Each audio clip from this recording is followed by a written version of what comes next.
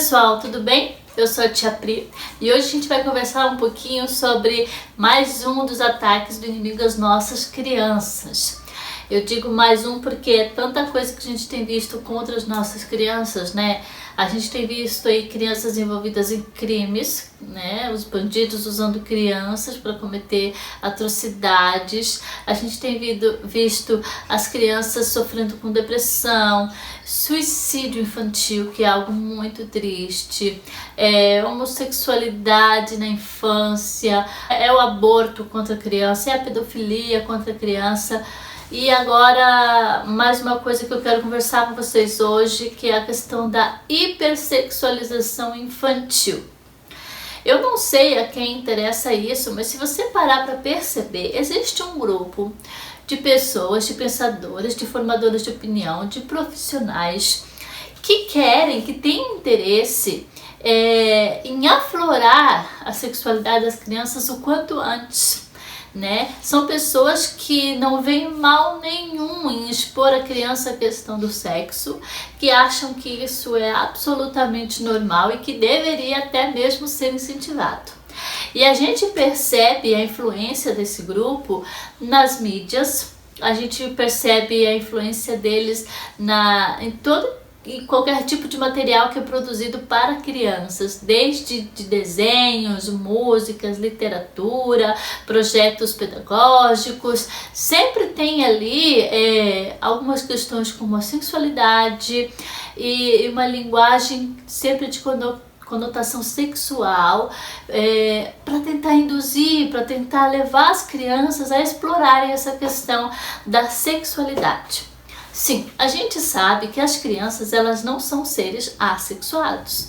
Toda criança tem a sua sexualidade já lá no útero, né? Lá na barriga da mãe já está ali determinado se é menino, se é menina, e ela vai crescer e vai se desenvolvendo, né? A sua sexualidade vai se desenvolvendo conforme ela amadurece. Mas existe um tempo e um processo para que isso aconteça.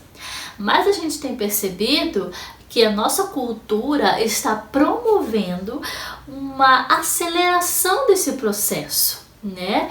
Querendo expor a criança à questão sexual para tentar forçá-la a amadurecer, ou a explorar, ou a experimentar essa área antes do momento adequado. Por que eu digo isso? Talvez se você não sabe do que eu estou falando, ou você acha que eu estou exagerando, de que não é bem assim, eu vou deixar aqui para vocês, embaixo na descrição, o link de um vídeo que eu vi que me deixou indignada, tá? Da ânsia, mas você segura um pouquinho e assiste para você ter noção do que é que algumas pessoas pensam e planejam para as nossas crianças. Incentivando que crianças de 3, 4 e 5 anos já devem se tocar, já devem se masturbar para se conhecer, para se explorar, porque são seres sexuais e precisam se conhecer, etc. e tal. E a gente vê que até mesmo alguns profissionais incentivam e acham que com maior naturalidade não tem problema expor a criança ao sexo, porque ela tem que se desenvolver, blá blá blá. Qual que é o problema disso, gente? A questão é o seguinte: todos nós temos a nossa sexualidade, mas ela precisa ser desenvolvida respeitando o tempo de amadurecimento, porque precisa haver um amadurecimento cognitivo, emocional, biológico, e todo esse amadurecimento caminha junto até que aquela pessoa esteja pronta para iniciar uma vida sexual.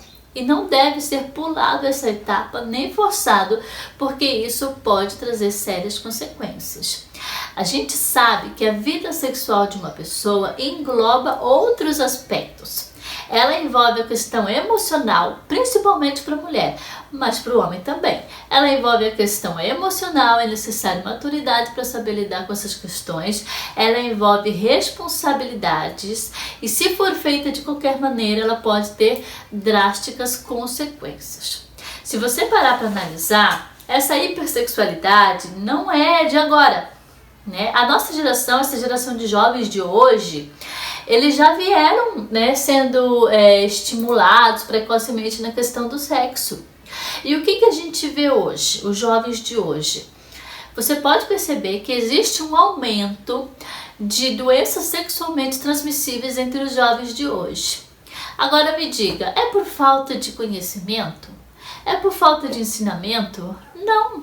Gente, o que mais tem, o que as escolas mais trabalham, a mídia, todos reforçam a questão de como é que se previne doenças sexualmente transmissíveis, como é que se previne uma gravidez indesejada. Agora, tem funcionado? Não. Se tivesse funcionado, não estava aumentando os números, né, de jovens com DST. Por que tem aumentado? Porque não estão maduros o suficiente para entrarem nessa vida. Ainda não tem responsabilidade suficiente para lidar com as consequências das suas atitudes, da sua decisão. E não é só as DST que tem aumentado, as gravidez indesejada também. O que a gente vê muito por aí é o quê? Duas consequências da gravidez indesejada. Ou o aborto, né? Ou a questão das crianças serem criadas por seus avós, ou parentes, ou entregues à adoção. Porque um adolescente não está preparado para criar outra criança, né? Então, por que é que nós que eu digo não, né? Essa cultura. Por que essa cultura tem continuado a estimular precocemente as nossas crianças a terem uma vida sexual ativa como se fosse a coisa mais normal do mundo e não estão percebendo que eles ainda não têm maturidade para isso, que é preciso respeitar as fases, a faixa etária, o desenvolvimento cognitivo, emocional, físico da criança, porque na hora certa ela vai desabrochar e daí estar pronta para a sua sexualidade. A sexualidade é algo que não precisa ser ensinado, não precisa ser forçado, é algo que vai acontecer naturalmente. Mas existe aí uma linha de pensadores que não, que acha que precisa ensinar, que acha que precisa forçar, que acha que precisa mostrar. E aí o que acontece? Super estimula e expõe a criança ou adolescente a isso. E hoje a média de idade com que os adolescentes têm começado a sua vida sexual é aos 14 anos de idade. E aí, um adolescente de 14 anos de idade está pronto para lidar com as consequências de uma vida sexual ativa? Ele é responsável se acontecer, por exemplo, uma doença sexualmente transmissível nele ou uma gravidez indesejada? Não. Então, por que é que nós estamos estimulando eles dessa maneira? A palavra de Deus, ela é inerrante. Quando Deus disse lá na Bíblia Sagrada que o sexo ele está reservado para o casamento, é porque Deus, o Criador, ele sabe, né, na sua onisciência, que o casamento é a situação ideal para que aconteça a vida sexual, né? Para que uma pessoa comece a sua vida sexual. Porque ali tem um homem e uma mulher maduros, que se amam e o amor fortalece essa relação, que firmaram um compromisso um com o outro, que estão dispostos a ficar juntos e a arcar com todas as consequências das suas decisões e estão prontos para formar uma família. Então, dentro de todo esse contexto, né, ali é o momento adequado para que comece a relação sexual, né? Uma vida sexual ativa. E é por isso que a igreja continua ali pregando, conforme a palavra de Deus diz, que esse é o melhor momento para termos uma vida sexual ativa. Agora, quando nós incentivamos os nossos adolescentes e crianças, como aconteceu naquele caso lá da amostra de arte daquele museu, né? Que o homem nu lá e as crianças tocando e muita gente defendendo que super normal, né? A criança ter contato com pessoas nuas, etc. Isso é arte. Quando nós expomos as nossas crianças a isso, nós estamos abrindo precedentes para a pedofilia. Porque a criança ela é um ser muito vulnerável e muito fácil de ser manipulado, né? Então, se você expõe a criança a esses temas de modo que ela não veja maldade nenhuma nas questões sexuais, um adulto mal intencionado pode se aproveitar dessa situação e ali conseguir abusar daquela criança e prender essa criança nessa situação. nós precisamos proteger as nossas crianças. A gente precisa cuidar delas, orientar elas através de uma boa conversa, vigiar com que elas assistem, com que elas acessam, com que elas leem, vigiar o que é que a escola está promovendo, o que é que o governo está promovendo nesse sentido e cuidar das nossas crianças. E quando eu estou falando aqui vigiar com o que a escola está promovendo, eu não estou falando da educação sexual, dessa que previne doenças sexualmente transmissíveis, que previne gravidez indesejada, que fala como que o bebê nasce, etc, etc. Essa educação sexual ela é boa e necessária. Eu estou falando de hipersexualização infantil, de dizer que é absolutamente normal a criança ter contato com questões de sexualidade que são de adultos, que a criança também pode ser exposta, que ela também é um ser sexual, que ela precisa se descobrir, que ela precisa se aflorar. Isso é uma mentira.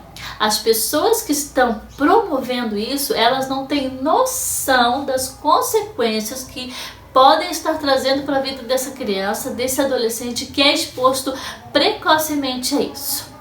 Você tentar aflorar a sexualidade de uma criança é a mesma coisa que você pegar um botão de uma flor e você tentar abrir ele com as mãos. Você não vai conseguir abrir, você vai destruir ela toda, mas você não vai conseguir abrir, deixar ela desabrochar e ficar linda como deveria ser.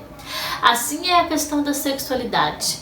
Ela vai ter o seu processo natural e vai amadurecer naturalmente, sem precisar ser forçado.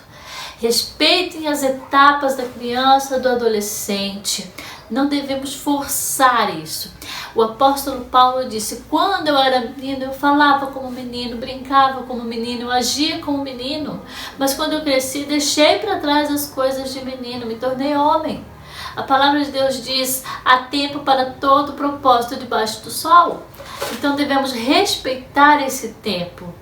Preservar a infância das nossas crianças, preservar a inocência delas, porque assim nós teremos adultos mais saudáveis emocionalmente, pessoas mais responsáveis, né? E uma sociedade melhor para a gente viver. Eu gostaria de saber o que vocês pensam a respeito desse assunto, coloca ali nos comentários e a gente se vê, tá bom? Um beijo, até a próxima, tchau!